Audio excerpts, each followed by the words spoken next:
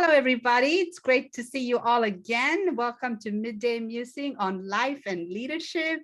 We have had so many amazing people join us this past year and share their life and wisdom with us. And I hope it was helpful to you. I know it certainly was to me and Pam. Today, we have another special person joining us, and I want to ask Pam to introduce the special person to us. Hello, everyone. It's so exciting that today we have a special guest with us. I want to introduce you to Jeanie Shaw. She has been in the ministry for over 47 years, so we're going to learn a lot from her. Thank you, Jeanie, for joining us. She has 4 adult children, 8 grandchildren, and currently she lives in Connecticut, and we get to visit with her today. And our topic is just how do we grow and be lifelong learners. So Jeanie, can you tell us the secret of staying resilient as we grow older? Well, I'm not sure how much of a secret, but I believe that our life circumstances really do shape us and call us to change. Sometimes we're forced to be resilient when we feel like, oh, I don't really want to be resilient like this. And I think that's kind of what's happened in the last few years in my life. But there's been a lot of change. I've had a lot of different experiences in my life that I've written about. That's one of the reasons I started writing books. I wanted to share kind of different things that I've gone through, some kind of crazy things. But in recent years, the past couple years, actually about the past 5 or 6 years, my husband became very, very ill, and he'd been very healthy. He had a neurological disease called multiple system atrophy, and it took away his ability to be mobile. His mind was fine, but eventually it takes everything away. For the last year, he couldn't speak. He couldn't move anything on his body. And so he went from a wheelchair to a hospital bed. And it was a very difficult time, but a real learning time. And I feel like probably a time that I've grown more than any other time. And also just, I think my youngest child is 35 now, but he was 12 years old when he came to our family from Romania. And I've learned a lot through trying to find out how to relate to someone so different than me, who's really had struggles of what is my identity, loss, rejection, shame and guilt. And I realized that those are things we all deal with, but that's been very helpful. But over the past couple of years, after my husband passed away, it'll be 2 years in November. And again, those are things, no matter what age you are, you never know what is coming in your life. Right. And so I think that's why every day live has to prepare you for whatever is there, whatever is going to be around the corner. And that's part of what resilience means to me. It's every day putting an effort into, for me, it's my faith, my relationship with God, and to growing, to realizing, okay, I'm still here. I'm not done. God is not done with me yet. But through those years, I think caregiving, and then also his passing. And since that time, I've been through a lot of transition. I decided to retire. I moved from a place I had lived for many, many years, sold my house after being there over 30 years, and moved to another state where my daughter is, part of a new church here, part of the Hartford Church. And so, I also started my doctorate program. That was another little change. I just feel like so many different changes. And I think you ask about resilience.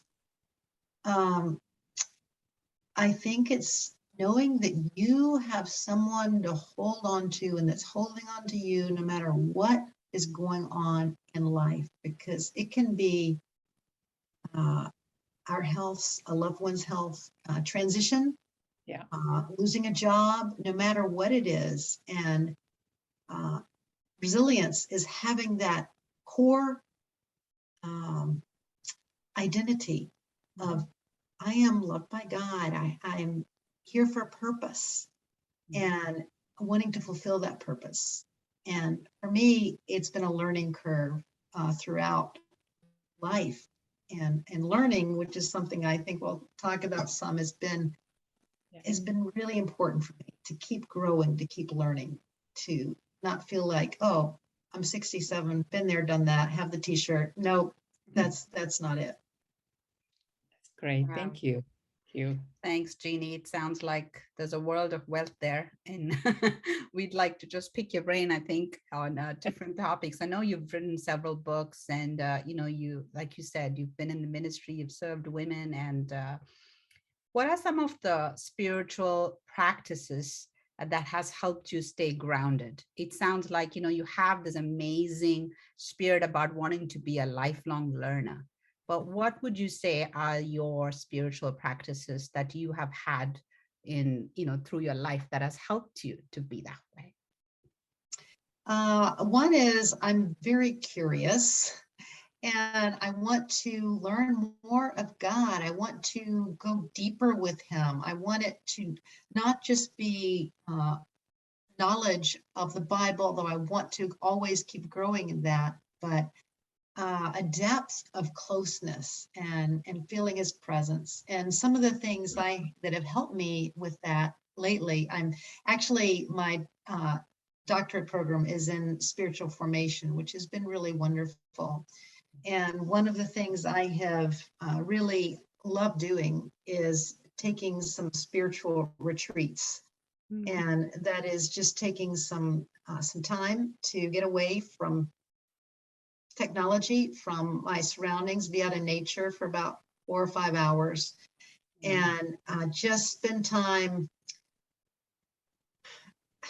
first just breathing and just trying to connect. I usually take some time to sing or listen to Christian music, walk, and sometimes just pour out my heart to God. Sometimes it's lament. Sometimes it's just not saying much at all, just being together.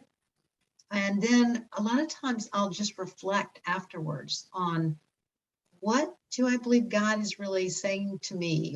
One of the times I actually wrote a letter that I think that was to say, if God were writing a letter to me, this is what perhaps He might say.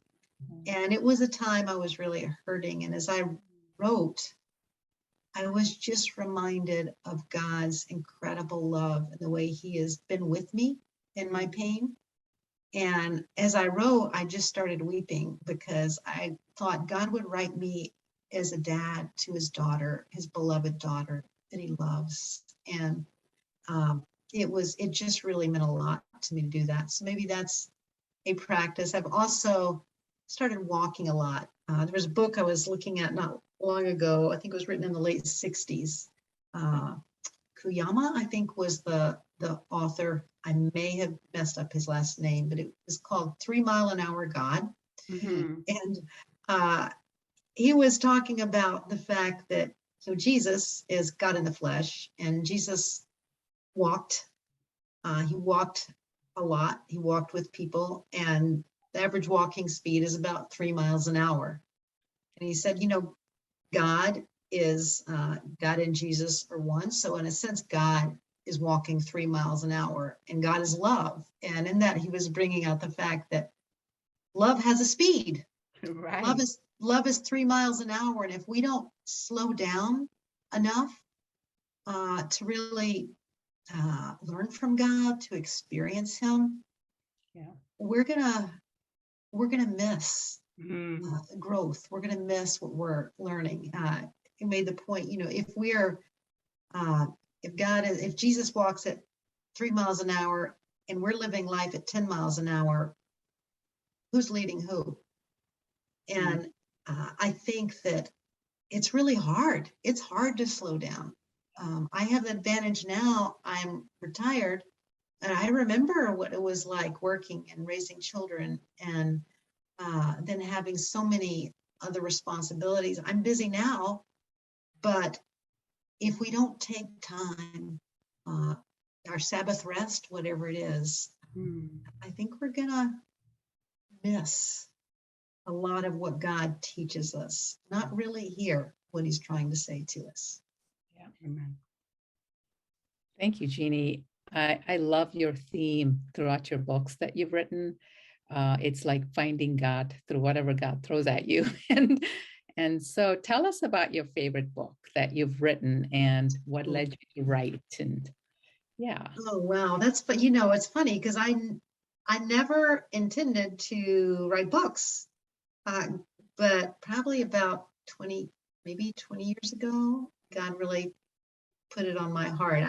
I told you I've been through a lot of different experiences. I've been struck by lightning and survived. I've had someone, I woke up with someone with a knife in my back. Just a number of different experiences, some crazy ones, funny ones too. And somebody said, you should write a book. And so I thought, okay, I'll give it a try. And, what it did was help me to think through, what did you learn from these life experiences about God and about yourself that can draw you closer? So that's my goal in my books, to take life experiences that I or others have and try to connect closer with God. A number of them have been devotional books, such as Every Day is a New Chance. There's one called There's a Turkey at Your Door, just kind of because there was a turkey that came to my door, and just the whole theme was, you never know what is going to show up at your door in a particular day. And so again, being ready with our faith, being ready with who we are to be able to face whatever shows up at our door. But this past year, I published 3 books. I've had fun. They're all different. So, it's fun. I wrote 3 children's books. Those were a lot of fun. But the ones this past year were all really different. They were published. The first one was a book on the role of women. And that's something, why I put so much study on that. It was called The View from Paul's Window, Paul's Teachings on Women. And that was really opened my mind and heart to a lot of things I had never really understood. I'd kind of stuck because I didn't understand some of them. Still don't understand some of them, but I certainly come a long way in understanding. And then I wrote a book called Wednesdays with Wyndham, Godly Wisdom for Everyday Life. And I'd say that's my favorite because it's life lessons I've learned throughout life, but my husband was a very wise man, and things that I learned from him, but they're written in kind of a proverb style, short chapters, more devotional style. And they seem to have resonated well with people. And each one ends with a reflection and a prayer. But that one probably is most meaningful to me of the ones I've written. I still go back and read the chapters kind of for devotional times, Right. number of times. And then I wrote one that is one wasn't as fun to write for me, but the latest one is called The Sacred Journey, Finding God in Caregiving. And I realized in those years I was caregiving that it's a really, really hard job. And I think people can feel very lonely when being a caregiver. Right. It's just hard. It doesn't end. It's physically, emotionally, spiritually hard. And you can't, get out like you could. And so I think finding God in that time is really important. And I actually invited a number of people who were in different kinds of caregiving experiences to submit chapters and put together an anthology. I did that on a book called An Aging Grace too, just about aging. Right. But yes, the next one in the work is going to be about transitions, finding God in transitions. Mm. What do I do next? Yes. So, and again, I write from life and life experiences, because that seems to be what, and that helps me grow. And prayerfully, the things that I'm learning and growing as I share them can really resonate and mean a lot to those who read them as well. Right. Awesome. Thank Yes. If you were to give the young women advice about life in, let's say, few words, like what are some things you would say to them, Jeanie? The young 20s and 30s, and all of us, there's so many things that we fret about and worry about and work for, and then because we don't see the future and we don't know what to expect. What advice would you give us? I would say find your identity in God, because the things around us change. You may not know, okay, what do you want to do with your life professionally? Will I marry?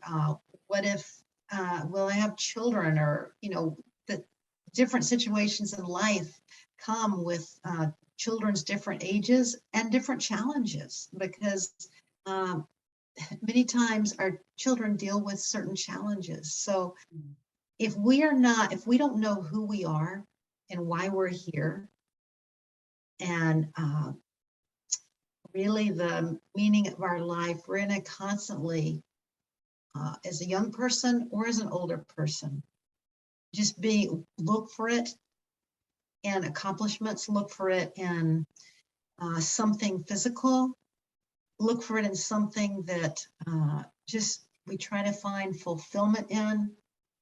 But I've learned over the years that there's nothing that can take away who God made me to be, and who God says I am, and that I am his beloved. And when I find my identity there, it doesn't matter so much what other people think or what other people do or what happens in life, because I'm always at home. I'm always at home because I'm with God. And no matter the pain you might go through, whether struggles, abuses, different things, knowing that God is with you, God sees you, he hears you, and you are his beloved. That's what the advice I would give. Find your identity in Christ. Find it in God, because I believe that's the only thing that's going to last. It's the only thing strong enough to give you that resilience no matter what you face. And it's real. And we're each God's beloved daughters. Thank you. Wow. Thank you so much. I mean, such wisdom there. I think just reminding us that our identity is in God. And just to conclude, I really would like to share, just what I learned from this conversation. I think just learning to slow down and walk with God, because it's so easy to get distracted in this world. And really appreciate your warning of not missing God. It's easy, if you're walking 10 miles an hour and God's walking 3 miles, like you told us, we've got to learn to slow down. And you've given us some great practicals to get out in nature, to walk, to breathe, to be able to just listen to God. And I'm looking forward to just reading your books and just all the wisdom that you shared and getting into. I was thinking about someone that this morning just texted me who's taking care of her mom, and she's like, pray for me. It's just too hard. And I just thought, okay, I'm going to get Jeanie's book and just gift it to her, so I think that is definitely a challenging journey.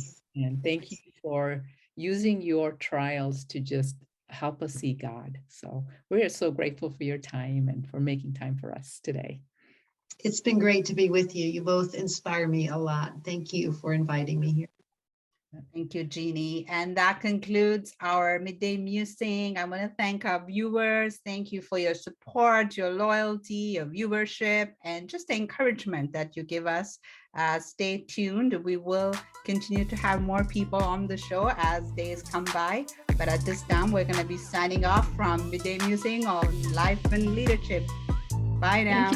Thank you. Bye. Bye.